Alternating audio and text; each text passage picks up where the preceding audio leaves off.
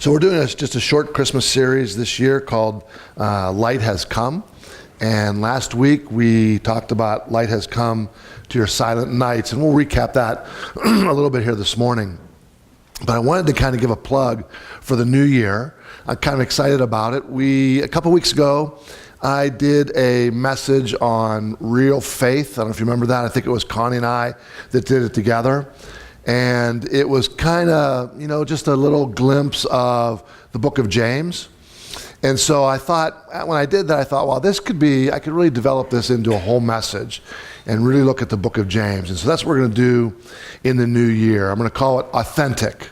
Real people, real faith. Because that's what James does, doesn't he, in his book. He kind of says, look, and this is the way I kind of feel about today. People could say anything they want, can't they? Right? We could say anything we want. We could say we believe all kind of things. We could say we think all kind of things. But how you really know what somebody thinks and what they believe is by what? Is by how they live, right? You could claim all the great things in the world, but you watch somebody the way they live, and you go, that's not consistent with what you're saying.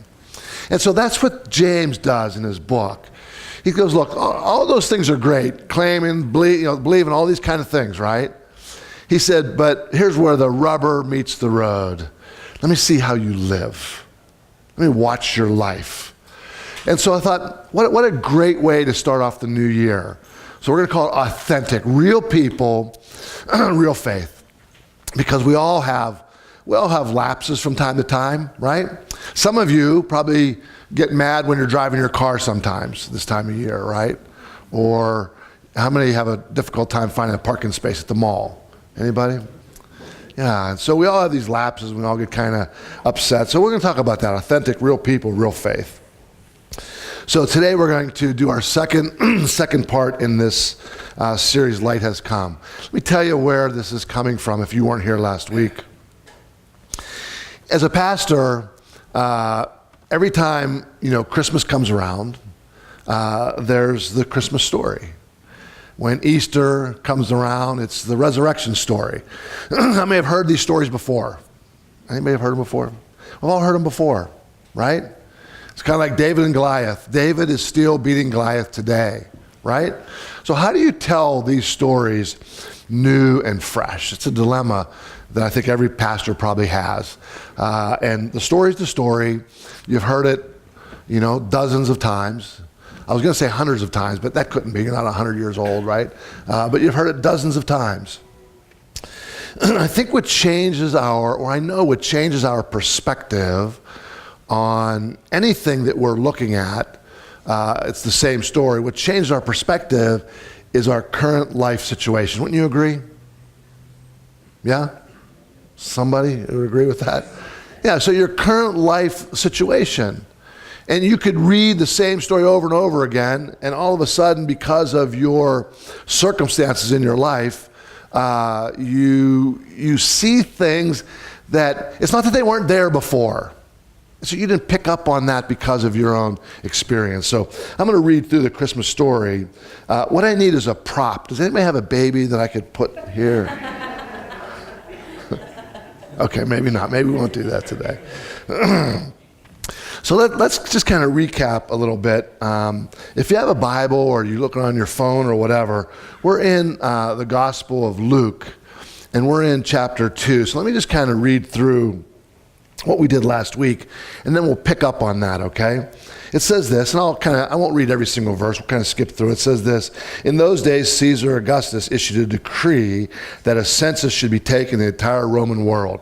Now, like I said, I just want to recap. So Caesar is taking this census because he wants to know who is out there, so I could tax them properly, so I can get the money that I need, right? And so, Mary and Joseph are not in Bethlehem, and that's where Joseph is from. And so they're about 90 miles away, and the Bible says that Mary is really far along in her pregnancy, right? She is I don't know, going to have the baby like really soon. So traveling in those days isn't like getting in your SUV and, traveling in a nice, comfortable vehicle. They were walking. They were maybe on donkey. And so can you imagine being pregnant and walking for, miles and then think I can't walk anymore, excuse me, get on a donkey and be bouncing along on a donkey. If anything, that's going to make the baby come even faster, isn't it, right? And so all of this is a major inconvenience. And as I was reading this story this time, given my own current life experiences, I was realizing this. And this was like the point of last week. I was saying that the angel comes to Mary, right, and speaks to her and tells her something amazing, that a miracle is going to take place. And the angel comes and it's a brief period of time, but she's given this word. And then there's this long period of waiting, right, 9 months before that promise is fulfilled, right, when she delivers her baby. And so I was reading this story from a perspective of the silent nights. And so how she must have thought, how inconvenient is it, or more than just inconvenient, right? How terrible is it, right, that he calls for a census at this particular time? Like, I can't believe it. How many of you feel like that sometimes? I can't believe it. Of all the times, why now? Has anybody ever said that? Like, why now? Why does it have to happen now? I told you last week, Brock had an accident and totaled Michelle's car. It's gone, right? I'm thinking, like, why now? Like, of all times, like, why now? And then other things, and let me just give you an update. My aunt had her, on this side of your lungs, you have 2 lobes. This side, you have 3. On her left side, she had the upper lobe removed, just completely gone. And she's doing fantastic, though, now. She had pain for a couple days. Michelle's been over there visiting her like every day, and she's doing great. How old is she, 84? 83 years old. She'll be 84 in February. And she's doing fantastic. She lives in an apartment that's a townhouse that has 2 floors, and she's walking upstairs already, going up. It's just amazing. So she's doing well. But it was a like a why now kind of moment. Really? She was in a car accident, and because of the car accident, they found the spot on her lung, right? And so was the car accident a good thing or a bad thing? It was just a thing, wasn't it? It was just a thing. It wasn't necessarily good or bad. And what came of it is she found this spot, and it wasn't anywhere else, and she had it removed. Brock was in a car accident. He didn't get hurt. Is it a good thing or a bad thing? It was just a thing. Trying to get myself to a place where I keep things in proper perspective. I don't always do it, to be honest with you. So my brother they found something on him, and he came over and visited me the other day, and he said he's better now. He was yellow, jaundice. And so he had to go to the doctor on Thursday for a biopsy on his liver. Good news or bad news? Man, it just feels like bad news to me. I'm just telling you, it just feels like bad news. And I want to say, why? Why now? Isn't that the question we ask about everything? Why? If you look at this story, like I brought up last week, Caesar makes a decree, right, for his own purposes, for his own gain, doesn't he? He says, we're going to take a census. And he's doing it for selfish reasons, for selfish motivations, not realizing that he is just fulfilling the plan of God, isn't he? Because the prophecy says what? That a baby is going to be born unto us. A virgin is going to give birth. And then in Micah, it says, where's the virgin going to give birth? Bethlehem. So Joseph and Mary, without the decree, they wouldn't have been in Bethlehem. Prophecy wouldn't have been fulfilled. And so, as we see things in life, as things transpire in our lives, it's easy to look at them and see them only for only for what they are on the surface. Isn't that true? Michelle and I have been joking just recently, kind of back and forth, about things happening in our lives, and us just, like I might say to her, she might say to me, oh, and you're just telling me how that affects you, right? Like all the things I said, here's the funny thing last week. All the things I said, none of those things directly happened to me. I didn't have the car accidents. I didn't have the surgery. I didn't have the diagnosis. But I was telling people how I'm having a bad week, the worst week ever, when none of those things happened to me. It's not like I had the car accident. It's not like I had a lung removed. It's not like I had a diagnosis, right? None of those were me. But all I could kind of think of is how those affected me. Rather than me having empathy. Empathy for those in my life. And realizing, wow, these have affected you. And Michelle said, the funny thing is that, it's her car that's gone, not mine. I'm still driving my car. Right? It's her car. She doesn't have a car. And so she's having to figure out, I got to take the boys' car, you have to shuttle me here, shuffle me there, right? And I didn't have empathy. And realize, wow, this really is affecting you. And learn to have empathy. And Brock, for example. Listen, anytime you get into an accident, it's a kind of a traumatic thing, isn't it? Right? And I can imagine, I remember when I was 18 years old, getting into a car accident. I remember how I felt. Well, how traumatic is that? I didn't have empathy for what he was going through.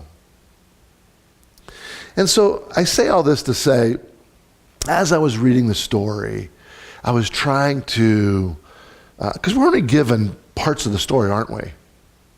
Right? And the truth is this. The truth is, no matter what Bible story it is, for us today, 2,000 years later, we romanticize all of it, don't we? We make it glorious and we make it wonderful, and aren't they the luckiest people in the world? And isn't life just, wow, it's just fantastic.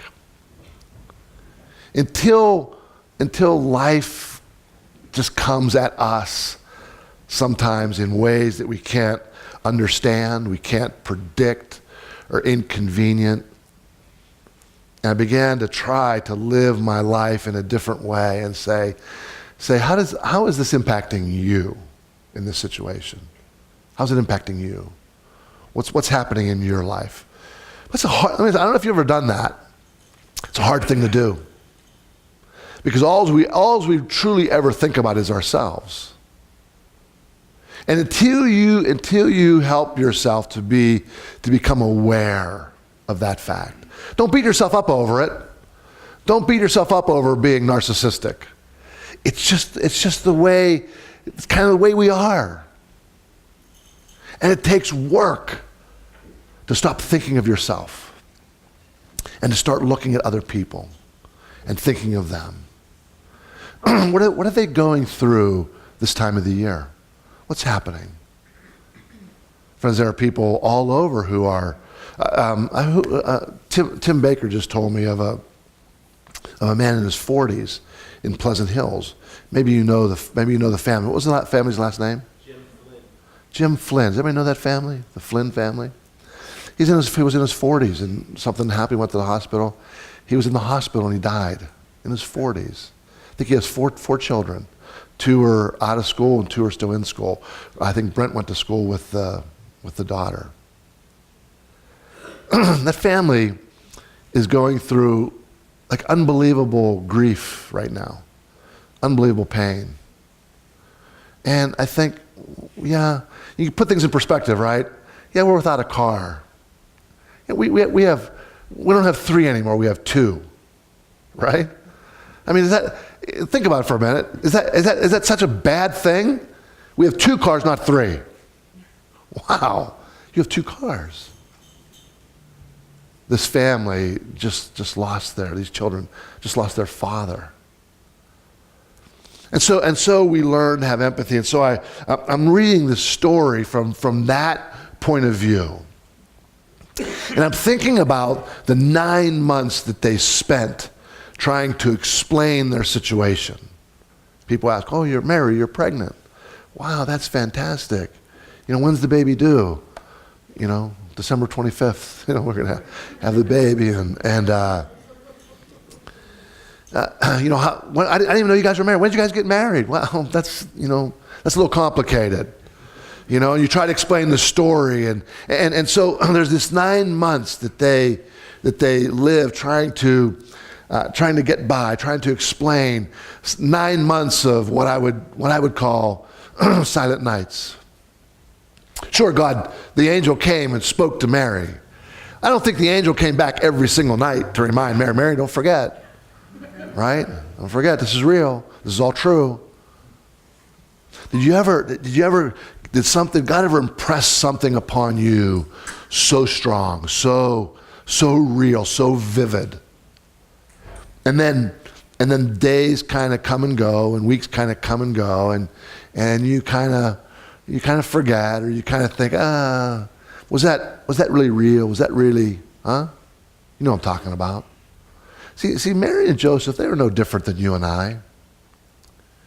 And I'm sure as difficulties came and went, and they probably looked at this situation, and we're in one verse right here. In those days, Caesar Augustus issued a decree. You're going to take a census. Now, don't you think that they looked at this and they said, God, come on, really? You can't handle this? Like, you say I'm going to give birth. It's going to be your son, right? Surely you could have handled Caesar making this decree and done it months after. Are you with me? And we question God and we go, God, what's up with this? What are you doing? Are you even in any kind of sort of control at all?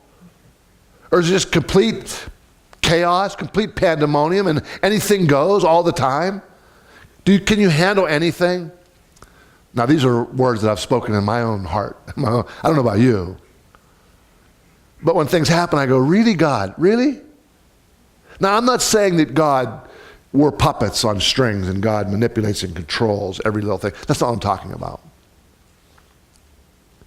But what God does is God works in our life, and he works with us to take us through our life, through our life's journey, to grow us,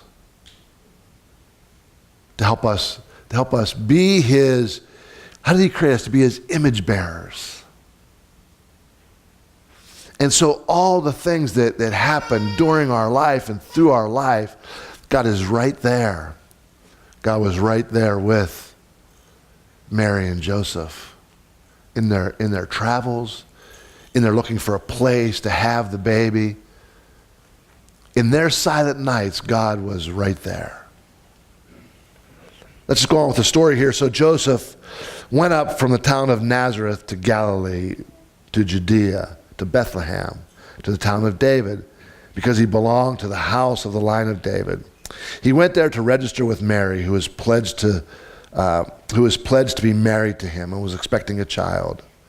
When they were there, the time came for the baby to be born, and she gave birth to her firstborn, a son. She wrapped him in clothes, right? Placed him in a manger. I was going to use your baby. That's okay. Just don't worry about that. We got to the story there. That doesn't look too comfortable right there. A manger was a feeding trough, right? And so, was that in a cave? We don't know. I mean, people speculate. Was it a addition on somebody's house but we know a manger was a feeding trough, maybe even a watering trough that might have been honed out of rock, and that's where the baby was laid. The Bible says there was no room in the inn, right? Really, God? Really? Okay, you couldn't handle Caesar, but we're here. You could at least save us a room, right? Somewhere. So I'm just trying to be honest. I'm just trying to think, how would I have responded to God, right? Like, really, God? Like, I say it now when we're traveling, we stop at some place and, like Holiday Inn Express, you're full? What do you mean you're full? And then I say, God, really? I mean, can't you help me out here? And so they get there and there's no place, and so they go in this manger, and okay, let me just continue with the story, okay? It goes on like this. Verse 8. And there were shepherds living out in the fields nearby. Now, I could take each one of these verses, just stop and just talk about them, but do you hear what it said? There were shepherds living where? Out in the fields. Anybody ever lived out in a field before? No. I've never lived out in a field before. They were living out in the fields nearby, keeping watch over their flocks at night. Then an angel of the Lord appeared to them. And here's a line to underline and for you to think about. We'll talk about it a little bit. And the glory of the Lord. Did you ever hear that term before? The glory of the Lord? We'll talk about it. You know where you hear it a lot? Back in Exodus with Moses and the tent of meetings. The glory of the Lord.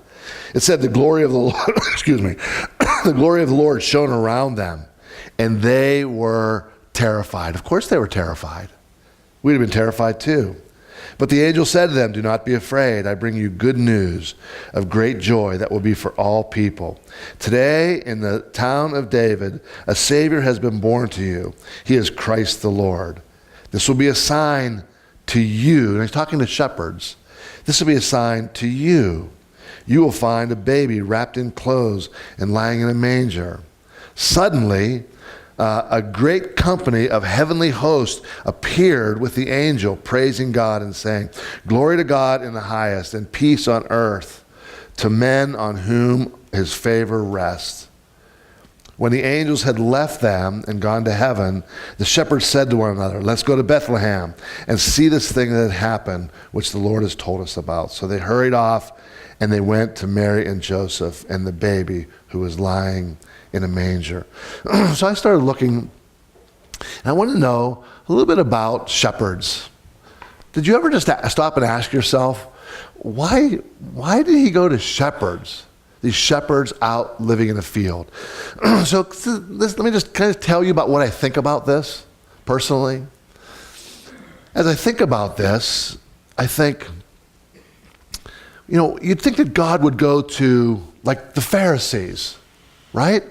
Like, why wouldn't you go to the Pharisees? And an angel show up before the Pharisees, like totally blow them away, right?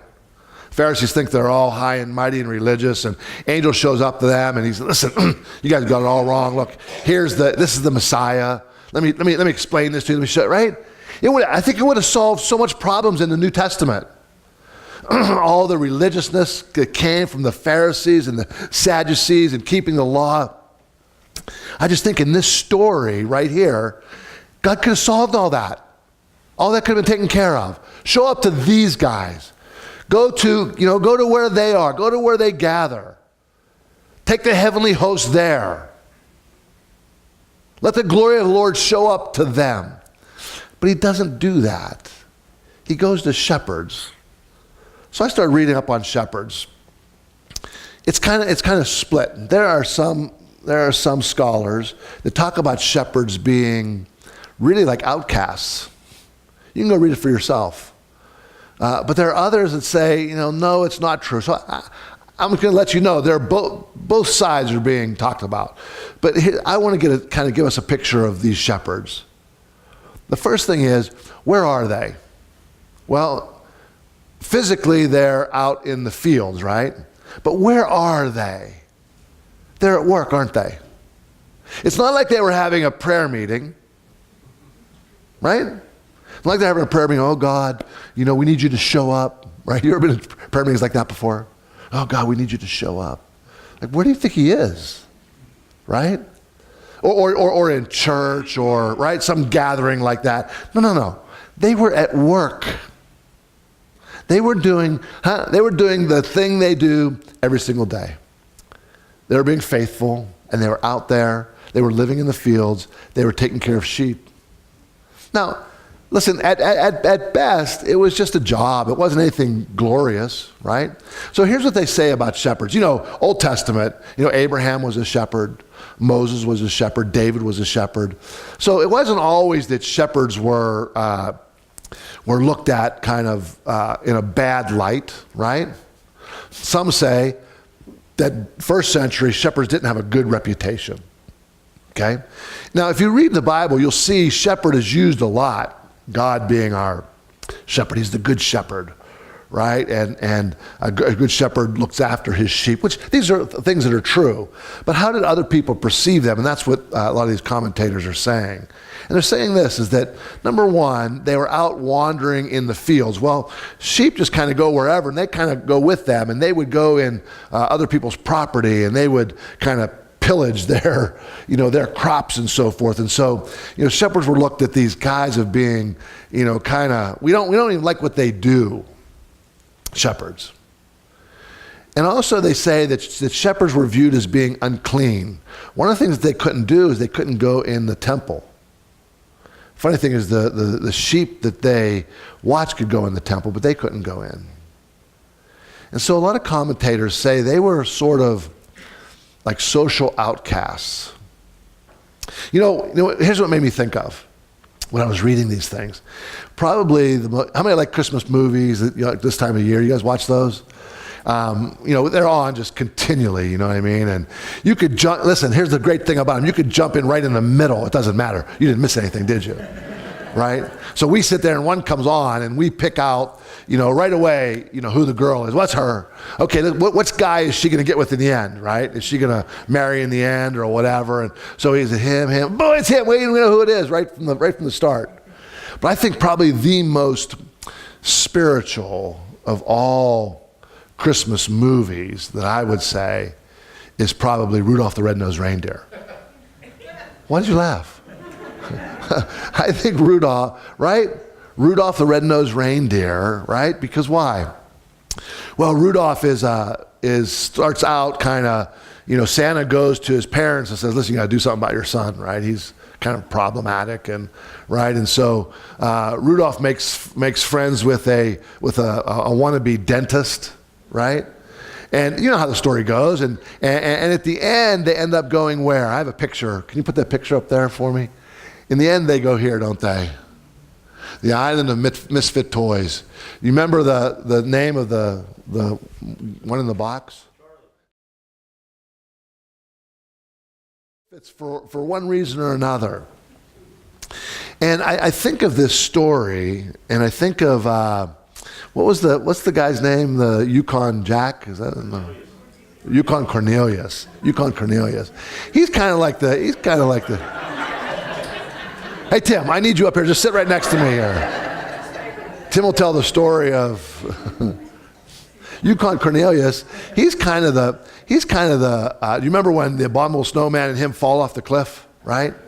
And because the abominable snowman, he's the bad character, but he comes back and they're friends. Yukon, he's kind of like the Jesus figure in this whole story, right?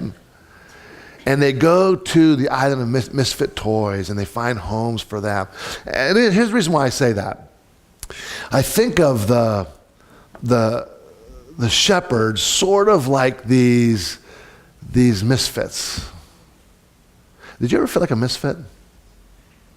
You ever been somewhere, some situation, and you just don't really feel like you quite fit in? Or maybe it's not even external. Maybe there's something inside of you, and you just feel like, I'm different. I don't know why I feel like the way I feel. And you feel like people are looking at you and judging you for things that are going on, this internal narrative that you have. And so I look at this story and I think, right from the very start, right from the beginning, God says, I have come for those who feel, right? Those who are the outcasts. Jesus went on to say when he was here, I didn't come for those who are healthy. A doctor comes for who? Those who are sick. And I think of these shepherds out in the field just kind of wandering and not really kind of having a place. Social outcast. The church didn't accept them, right? The temple, they couldn't go in the temple. The church wouldn't even accept them. How many people feel today like, I can't go there. I can't go to church. Well, they won't accept me. when I get myself right, when I get my life right, then I'll be able to kind of go to church. Now listen to this. When the angel shows up to them and says, the glory of the Lord shone around them. Let me just pause here for a minute. Let's look at this phrase, the glory of the Lord. You have any idea what that is? Like the glory of the Lord. What is that? Like, I have no idea what that is. So I began to think, I know the phrase, and I'm very familiar with the phrase, and so are you. And that's part of the trouble. You're so familiar with it that you just read over, oh yeah, the glory of the Lord. What is that? Well, it's his glory. Yeah, what is that? Well, it was there. Yeah, I know that. What is it? What's shown? What? And we have no idea. So let's look in Exodus chapter 40. They finally get the tent of meeting. Now the tent of meeting was called that because that's where Moses would go and meet with God, the tent of meeting. And so in verse 34 and 35 it says this. Finally it's done. And Moses is about to go in. It says, then the cloud covered the tent of meetings, and the glory of the Lord filled the tabernacle. Now this is Moses, mind you. And it said this, Moses could not enter the tent of meeting because the cloud had settled upon it, and the glory of the Lord filled the tabernacle. The representation that this passage gives us is some sort of cloud. You ever fly a plane before, Tom? Have you ever flown a plane before? What's it like when you fly through a cloud? Nothing for you. But for us, it freaks us out, doesn't it? How does he know where he's going? That's what we wonder, right? And we're in this cloud, and oftentimes you get a little bit of turbulence in the cloud, right? And you're looking out there and you're seeing, what are you seeing? Well, you're seeing nothing, but you're seeing something. You're seeing a cloud, and it's kind of, listen, I don't know about you, but even that experience kind of freaks me out a little bit, right? Like I just want to get out of the cloud. I want the pilot to be able to see, even though instrumentation and all that kind of stuff, I'm thinking, what if somebody's in the cloud coming this way? Right? And so I think of that. I think of this cloud, and it said this cloud was heavy over the tabernacle. I think of in the cloud. Tom's told me you've been hit by lightning a number of times, haven't you? His plane's been hit by lightning, right? Don't ever fly with Tom. He's the only pilot I know that gets hit by lightning consistently. Exactly. And so you ever, in a cloud, here's what I imagine. This is my imagination. But I imagine in the cloud, lightning flashing, right? In the cloud kind of lighting up. And so can you imagine the tent of meetings in this cloud and lightning striking? It seemed like, I wouldn't go in either, would you? It says he was kind of prevented from going in. And now you have this experience happening to these shepherds, these outcasts. It says this. He says this, do not be afraid, he tells them, right? Do not be afraid. Okay, we're going to try, but this is like really freaking me out right now, right? I'm going to try not to be afraid. He said, I bring you. I bring you. Right here at work. Right here just kind of doing your everyday, mundane thing. I bring you. You who feel like people look down their nose at you. You who feel like an outcast. You who the very church who is supposed to represent me doesn't accept you.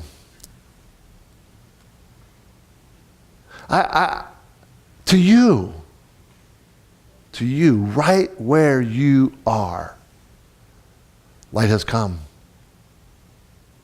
Friends, this gives me extreme hope. Extreme hope. Because I don't know exactly what you think of pastors, right? But I want to tell you this. Maybe this isn't a good thing that I say this a lot, but it's just the truth. I am no different than you. No different than you. I'm up here, I'm working right now. So I'm working. I'm doing my job.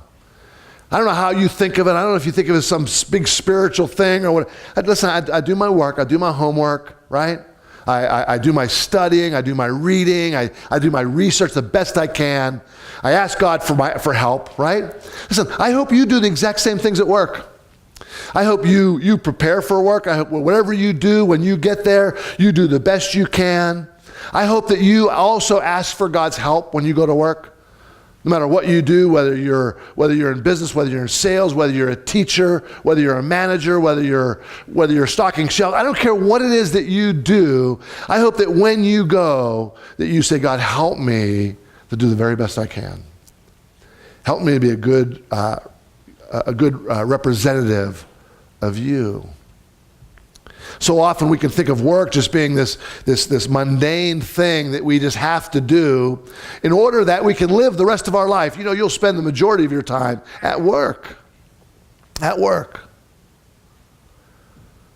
Learn to develop those relationships more and more and more at work. Learn to be, listen, we think about things like being patient and forgiving and kind and, right? You want to work on all those things. You know where to do it? Do it at work. Do it where you work. Listen, I read this story and I think, listen, God showed up to these shepherds in an amazing, miraculous way. And they were just at work.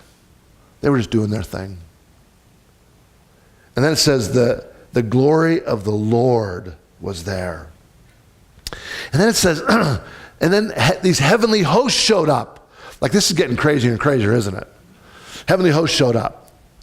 And these heavenly hosts, other places, now this is speculation, but other places it's talking about a heavenly host, talking about maybe thousands or maybe even 10,000 others that joined this angel before these shepherds. Isaiah 9:6 says this, for unto us a child is born, to us a son is given, and he will be called Wonderful Counselor, Mighty God, Everlasting Father. Now listen, so this all happens, right? It's absolutely amazing. The angel leaves, the heavenly hosts are gone. These guys are just, I can't believe it. Can you believe this? Did you see what I saw? Right? Did you experience what I experienced? This is unprecedented. What should we do? Oh, I know exactly what we should do. We need to hightail to Bethlehem. And so that's exactly what they do. And as they're traveling, right, as they're traveling to Bethlehem, I don't know what they were like, but I could imagine, only because I could imagine what I would be asking the same thing. Did I really see what I saw? Did I really see that? Is that really real? Let me tell you something. When they get there, right? Now these guys are shepherds, aren't they? One thing they know are places where animals are kept, don't they? And so they probably knew Bethlehem. They probably went to every place where they knew where they took sheep. Everyone. Here, nope, not this one. How about here? This one, nope. How about this one? Nope. They got the one. And inside they hear some strange sounds, like you maybe hear from the second row here a little bit. And you hear these sounds and they think, this is it. This is the place. And these shepherds probably come to the outside of this corral or whatever it might be, a cave. And they hear the sounds, and maybe Joseph comes and says, no, it's okay. Come in. For unto us a child is born, a son is given. Wonderful Counselor. Listen, friends, if this is real, if this is true, friends, then this changes everything. It changes everything for us. Because at this moment, the light has come. The light has come into this world. Now can I just talk about that? I got a lot more, but let me just talk about it just in a couple minutes here to close. So many people I hear talk about, this sin-stained world, this dark place, and let me tell you something. God in his unrelenting love for you and I sees our lives, always wanting, always desiring the best for you and for me. And seeing us given to our own devices to always take a path of rivalry, bent towards violence. That sound right there. And scapegoating others and blaming, right? And this world, and God saying, listen, that's what I want to do something about. And so the most amazing thing happens is that God steps into our world. Now, how many of you speak a different second language? Second language, right? Third language, right? Right. Here's the thing. When we were in France, if I wanted to communicate in France, right, in the village we were in, I had to learn that language. I had to speak that language. I had to speak French in order to be understood. And so I use that analogy because it's exactly what God did for us. See, God had to speak our language. Because you have to be like me. You have to think, yeah, God, right? Or when you think about Jesus being fully man and fully God, we're heavy on the fully God thing, aren't we? Because when we see things happen, we go, oh, it's because he's God. And God's can do anything. God's, right? But he was fully man, and he steps into our world to speak our language. Here's what I mean by speak our language. Jesus always forgave. See, Jesus spoke our language by living the life that you and I live, by being born in a difficult situation, by having a childhood, by growing up, by having a mom, having a dad, dealing with life throughout all the years, living life just like us, bringing light into our world and giving us hope. As we see Jesus live his life for others. This is where I want to tie it into the beginning, okay? Jesus was the opposite of a narcissist. Jesus never thought about himself. Jesus always thought about others. Jesus always considered others first. Jesus always had empathy towards others. Maybe today you feel like an outcast. Maybe today you feel just a little bit different. I want you to know the light has come. It's come for you. Right where you are.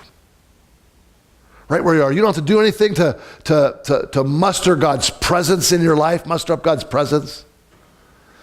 You don't have to try to behave in a certain way and do a certain amount of Bible reading, a certain amount of devotion. The light has come for you right here, right now. It came 2,000 years ago, but I want you to know the light is here for you today. In your dark moments, in your silent nights, in your wanderings in the fields, the light has come. And here's what he wants, friends. He wants to bring hope to your life. He wants to bring you joy. But not just momentary joy. He wants to bring you everlasting joy. A joy that's different than a good experience that you have and makes you happy.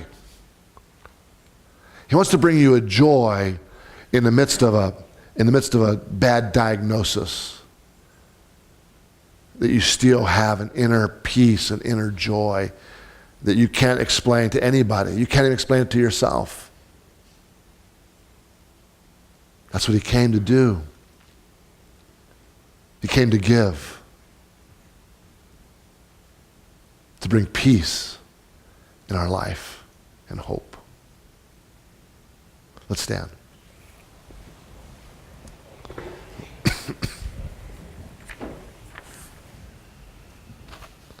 I want to pray this morning for us.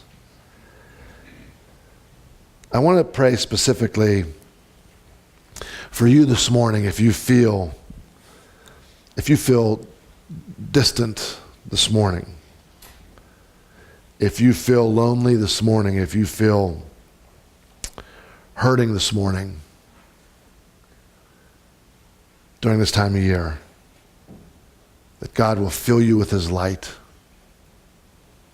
and that his glory will fill you and surround you. God, these aren't just stories for us to kind of just read through and think about that happened long ago and it was they're meaningful, but it doesn't really pertain to us today, but it does. Because the light that's come in Jesus is alive today, and that light lives in our heart. God, help us to not just have an intellectual assent to it, but an experience of that light. Help us to be your image bearers. Help us to, no matter where we go, that light that's inside of us would shine so bright. We would stop thinking about ourselves and start thinking about those lives of people around us and how we can be your image bearers here. How we could bring your love, your life, your light, your forgiveness, your grace, your mercy into this world, into our workplace, and be an agent of change. We thank you in Jesus' name. Amen. Amen. Thanks, friends. Have a great day. Have a great Sunday, and we'll see you tomorrow night.